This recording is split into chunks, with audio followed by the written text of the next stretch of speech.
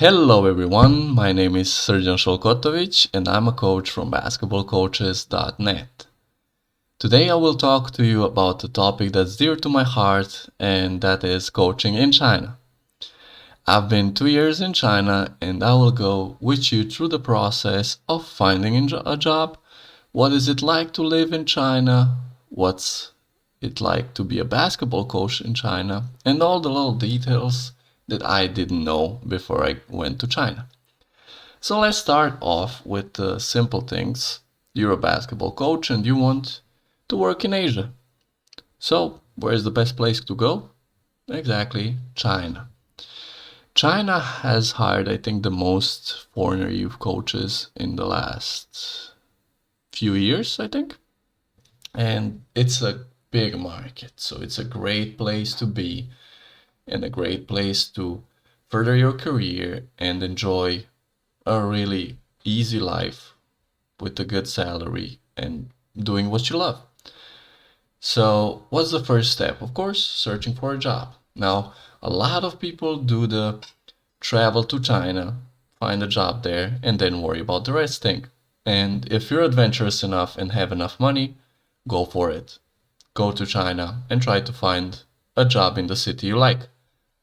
If you're not that adventurous, you have three options, in my opinion, to find a job in China.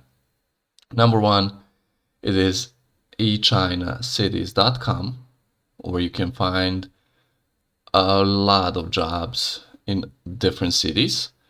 Second one is LinkedIn, where the jobs are more limited, but you can still find agents and jobs on it. And number three is job groups on WeChat, which I will explain a little bit later. So, after you used one of those three methods to find a job, you now found the job, and this is the first thing you're required to do. Install WeChat. WeChat is a multi-purpose application. It's basically everything in China. Like, you can pay with it, you can post on it, like on Facebook and Instagram, you can find people with it, like some sort of game where you find people by shaking your phone, or you can literally turn on your location and see who is around you, who's using the location of WeChat, and had that turned on. Also, you can chat, make groups, as I said, pay.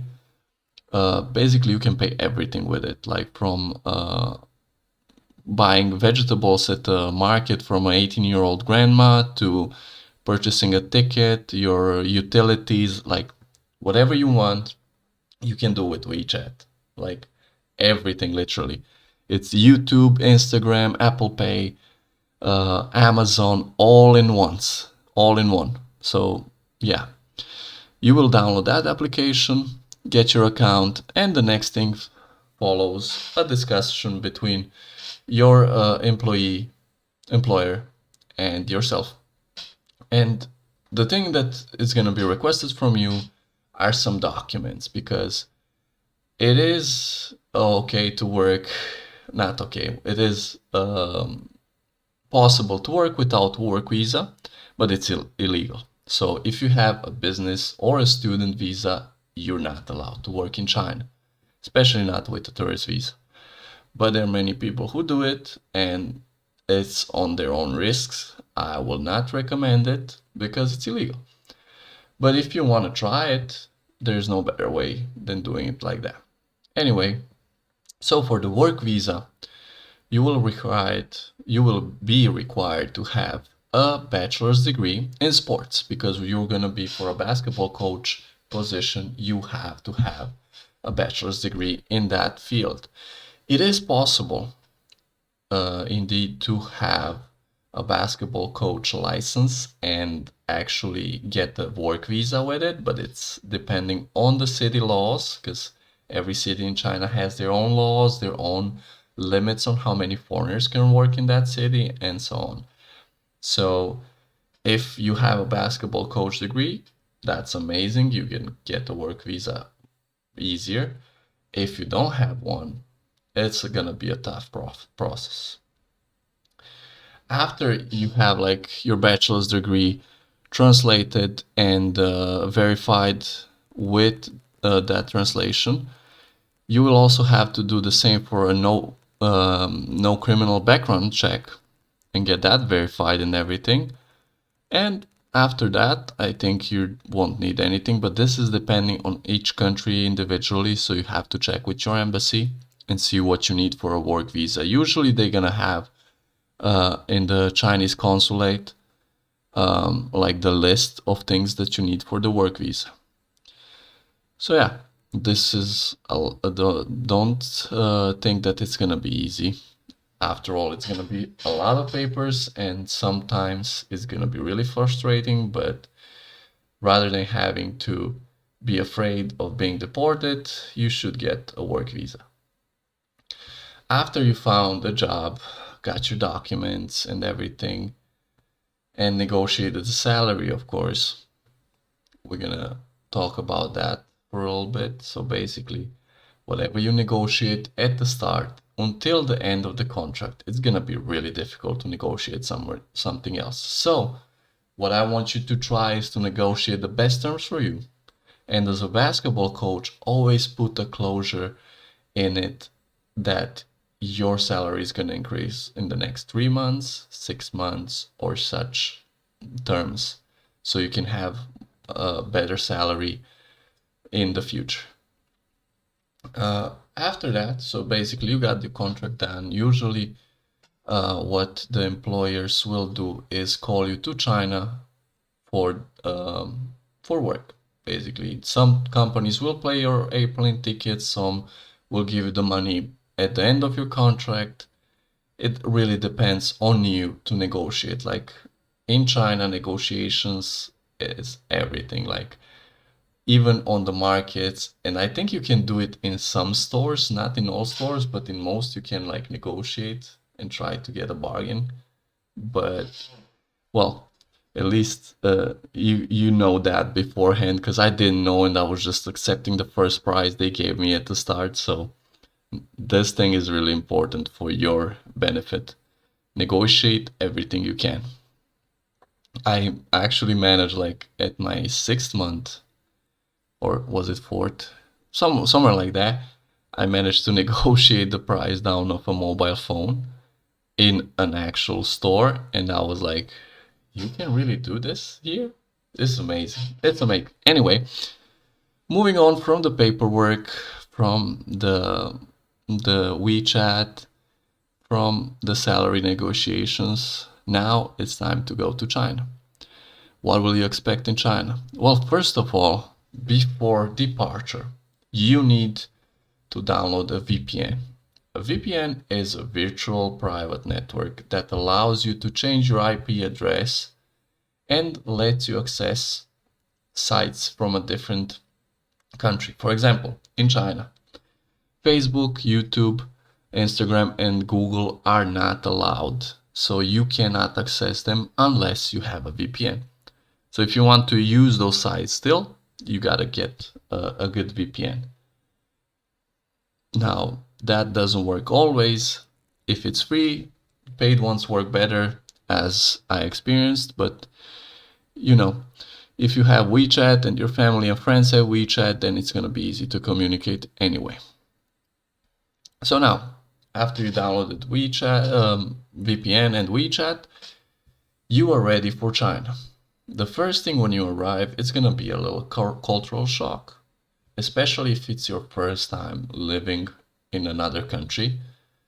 I had the luck that I was, since young, like since I was 14, I moved away from my parents' house, went to high school in another city, then went to college in another country, and I was able to easily adapt to all the changes that happened. But some people will have a more difficult time, and I saw some people just basically crying for the first month and not wanting to work in China because they were either missing their parents or they just couldn't adapt to nobody around them speaking English or something like that.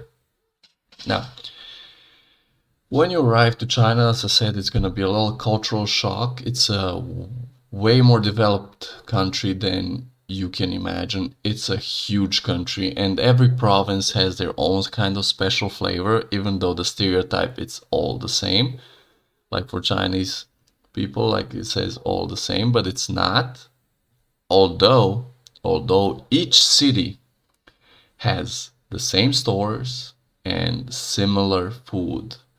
That's like why the stereotype exists, in my opinion, because you can find like similar stores like the Vanguard or Walmart all over China. Then you have like staple foods like, not staple foods, the standard foods like dumplings, which are jiaozi, and baozi, which are steamed buns. And you can find those everywhere. Now, let's the life in China. I'm gonna show you like a little bit. This is like a food stand, and you can have a lot of beautiful sights, as you can see in the pictures. It really depends like where you are going and how adventurous you are. These are some pictures from Zhuhai, one of my favorite cities. And yeah, as you can see, there we go. Oops, my bad. Yeah, so basically every city is different, every city has its own things, so you gotta pay attention to the small details and find the small things that you enjoy. As I said, when it comes to food, comes in different shapes and sizes. As you know, this is Meitai Koro, one of my favorite foods, which is steamed bacon with usually rice and some cabbage that is, I think, fried. I am not sure. Usually also comes with the soup. Here we have like sunflower seeds with coffee. This is again Meitai Koro. Some chicken with baozi, I mean dumplings, and of course fried noodles, ramen, a Chinese barbecue with hot pot. Again, Meitai Koro. As you can see, it's really my favorite. This is a weird one. It was ice cream with pig shreds. It was weird tasting anyway, but usually the food is great. Like fried noodles with eggs. Here we go, dumplings again. And yeah, it is amazing. And the only thing you have to do is be adventurous and try food. Because the cultural shock is, it's all in Chinese, of course. But you don't expect that your mind is used to seeing everything in Latin written, like Europe, America, Asia, not Asia, Australia. You have it all in Latin, so it's kind of understandable, kind of can you guess. And China is like Russia. If you don't know Cyrillic, you just stare at it and don't know what to do. So this is why you have to be adventurous. And even if you're gonna get something too spicy, it is worth the effort. It is worth the effort. So after we checked food and the living, how it is to be like in China, everything else besides food and the beauties of the cities. Like every city has some trademarks, something beautiful, as it is in every place. You just have to find it. The thing is, you're gonna have a Baidu translator app that you should download, and it's gonna be really easy. All you need is a little bravery and a lot of translating. When it comes to comfort, you have a lot of apps that's gonna make your life so much easier. Like Taobao, which is like an Amazon app. Basically, I think, yeah, it's the same thing, just Taobao is way cheaper and way faster in China. Also, you have Meituan, which is a food app that delivers, I think it's 5 kilometers around you, all the stores that deliver food. And it's great because it has pictures on it and you can just screenshot it and translate it in Baidu Translate and have some great food ordered at your home address. Now, when it comes to traveling around China, they have high-speed trains that go like until 350 kilometers per hour, which takes you everywhere in really, really short amount of time. And standing near one passing by, it is a scary experience. Like, it goes so fast. Besides that, public transportation and everything is amazing. I've, of course, there's, depending on the city you're in, a lot of people or some traffic jams, as it goes with the big population. After that, like, if you think this China thing is life is going good for you so far, we come to the part of your job, basketball coaching. Now, you can be either a basketball coach or a basketball head coach. The difference is that, well, let me explain how the system works. So, basketball in China, 90% of the time, as a foreigner, you're going to end up into a basketball coaching company, not a basketball team. Of course, you're going to have some matches and tournaments, but it's going to be less than you're used to in maybe Europe or the States.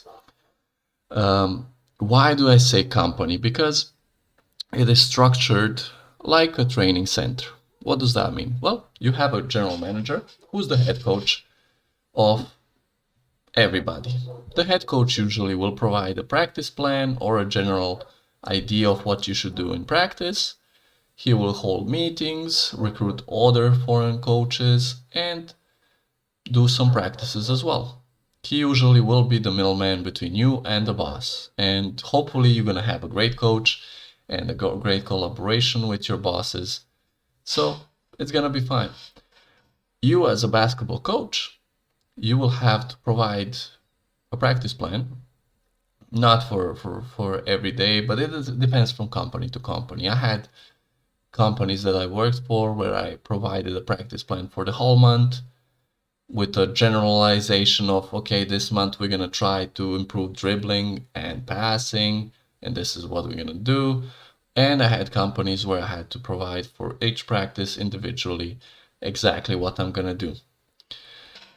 Which isn't that hard to do. You're a coach, so you're already going to have to write your own plans, of course. As you might expect, those plans might not be good, might be good, depending on the kids showing up. Besides that, you're going to have to, of course, attend meetings with your boss and the head coach or with other coaches. You will have to coach the assistant coaches and the translators. So basically, what you're gonna have to do, because those people are gonna be right on your side, as you coach kids that don't understand your language, you're gonna have one translator or maybe two. One is gonna be an assistant coach, one is gonna be just the translator. So yeah, the thing is, you're gonna have to teach them. Some people have a natural kind of trait to work with kids. They're gonna be really natural with kids and be able to teach them. Others are gonna be a bit stiff, and you're gonna have to show them how to do the coaching in a more like better way, because some know basketball but they don't know how to transfer their knowledge. So you're going to have some practices or some meetings with your coaching team on your own. You're going to have some marketing work where you're going to go and be like a model, maybe do some practice, maybe spin the ball on your finger, maybe dunk or something like that. It all depends like what company you're going to go for and what they plan to do. I've done basically everything when it comes to marketing, from just standing on the street and rotating the ball on my finger, from dunking to doing a mall demo class where I would be in the middle of the mall and just do something.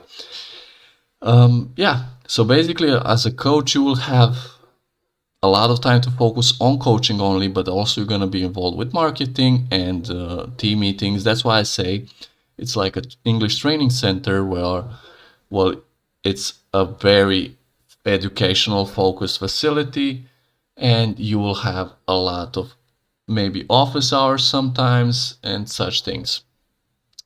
Other than that, a little shock that might occur to everybody who comes there for the first time without this knowledge. You might find yourself in front of 5 or 6 4-year-olds. Yes, you heard me correctly, 4-year-olds.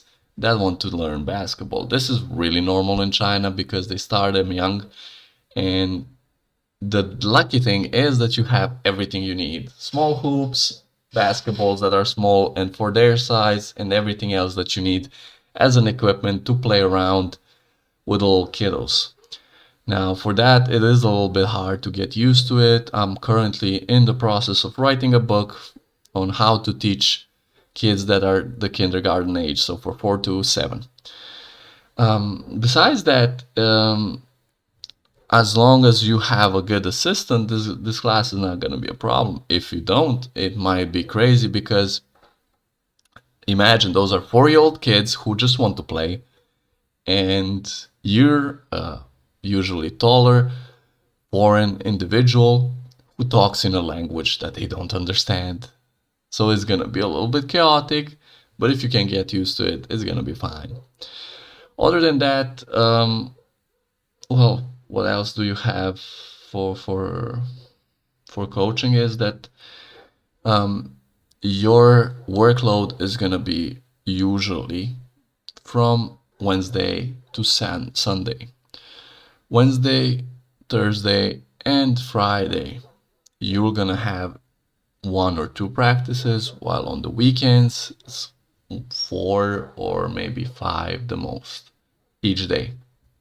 And basically, I did a few times 7 practices in a Sunday, and honestly, that was tiring.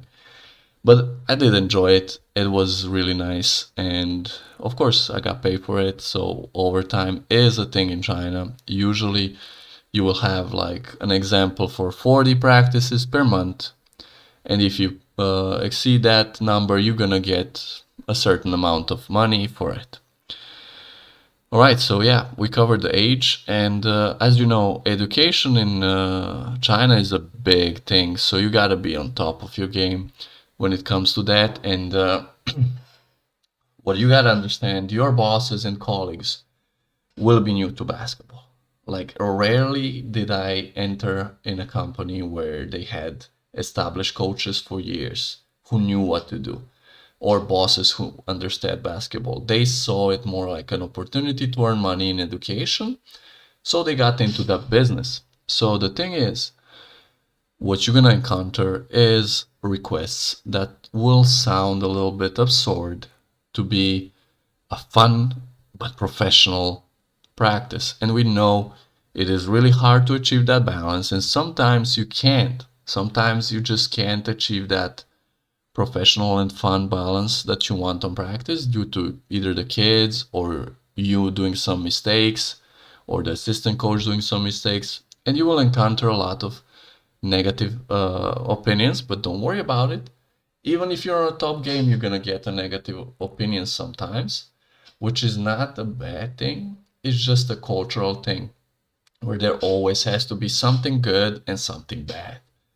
If there's nothing bad, then you're not doing something good. That's how the work things how they work things. And that's why I say do not get angry, just chill. Say yes, I agree, I will fix it next time, and just consider if it was really a mistake or was it just something that they said. I used to hear a lot of, oh, you're not loud enough, or you're not loud enough, or you're not loud enough, multiple times. But the boss was not actually at my practices, so they weren't able to know. And I was like, okay, come to my practice. And look, I was loud enough after that. She said it was all okay. But then, of course, another thing happened. Oh, I don't like your mustache, shave it off. I don't like this, shave it off. So yeah, you will encounter that a lot, but don't get upset. The worst thing you can do is get angry. Like, I know people who got fired because they just got angry. And this is the worst thing you can do, because in China, losing face, aka being disrespected by somebody, is the worst thing somebody can do to you and you do to them. Why? Because that's kind of a cultural thing that they, maybe I'm wrong a little bit, but as far as I understood, if you disrespect someone, that someone is gonna be feeling really offended. Like, even though if it's not intentional, like you getting angry, not getting angry at them, it's still like an emotional thing, and it's gonna be considered like rude. So rather than just get angry, calm down, assess the situation, and just work and enjoy yourself after. Okay, so I think probably the biggest difference when it comes to basketball coaching in China and outside of China is the mindset. In China, basketball is considered more of a hobby, staying healthy, and so on. So you basically do not have a goal in mind except being healthy and playing around. And kids do not really understand what it means to be healthy. So you will have to create some goals. By goals, I mean you got to set up some tests or competitions so that the kids can have a motivating factor to go towards to. If they don't, whew, there's gonna be a lot of boring faces in practice because they're gonna be there just to play. And it's for them it's gonna be like any other day. But if you make some kind of competitions, maybe say, okay, we're gonna have a dribbling test at the end of the week and you're gonna get grades, you're gonna see their eyes lit up because they're gonna have a goal and they want to be the best. Besides that, yeah, basically they're gonna have it as a hobby. A good thing that I saw in most companies, they usually give an MVP out, which also can be like a way to motivate kids because those are little badges. I'm gonna show you right now, like this. Maybe you can see it. Let me see if I can adjust the camera. Yeah, there we go. A little MVP from the United States Basketball Academy, the USBA, which I was part of for a while in Foshan. And yeah, basically they give those out. And I'm gonna show you a little bit of basketball pictures right now until I talk. Giving those out can motivate the kids and can make them enjoy practice more and try their best. Now, of course, there's gonna be a little bit of being mad because you didn't get the MVP and stuff like that, but you can use those MVPs as motivating factors so you can create an atmosphere where you want kids to practice their best and give them their all in an environment where they have no goal. It's not like they don't have any goal, but the competitions are really, really scarce due to a cultural thing where losing is losing face. So we'd rather not play than lose. As you can see, some of those kids are really small, and yeah, it was really enjoyable, to be honest. I really loved it. And what else could I say? I mean, yeah, oh, those MVPs, what are they for actually? Like they can be exchanged for toys or maybe for a jersey or maybe for a free practice and so on. So if they collect those, they can actually gain something from it. Besides that, let me talk a little bit about the salary. So the salary, the lowest is 10,000 RMB. I think that's like a 1,200 US dollars, maybe 1,100. I'm not sure. I forgot. Nor did I check the rates lately. So yeah, monetary is good because life can be cheap in China. You usually won't pay for your apartment. The utilities are cheap. And the food is cheap as long as you figure out how and where to eat. Maybe you're gonna cook at home, which is even cheaper, since usually you're gonna have a big store nearby and you can just get all the meat, all the vegetables you want, and so on. Other than that, I will link my WeChat, I will put my Instagram, my Twitter, my Facebook, and my website in the links and the echina.com link, so you can contact me, so you can talk to me if you have any suggestions or any stories or any questions, you can always leave them in the comments below or contact me on my social media platforms. And yeah, I hope I enlightened you a bit.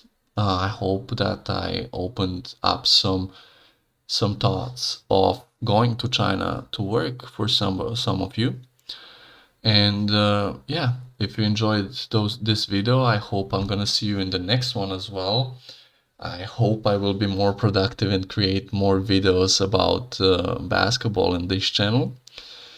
And yeah, I will see you next time. Thank you for watching. If you enjoyed it, please subscribe and like the video and share it with your friends. If you have any topics for me to talk about in the next one, feel free to suggest them in the comments below, and I'ma see you next time. Have a good day or night. Bye.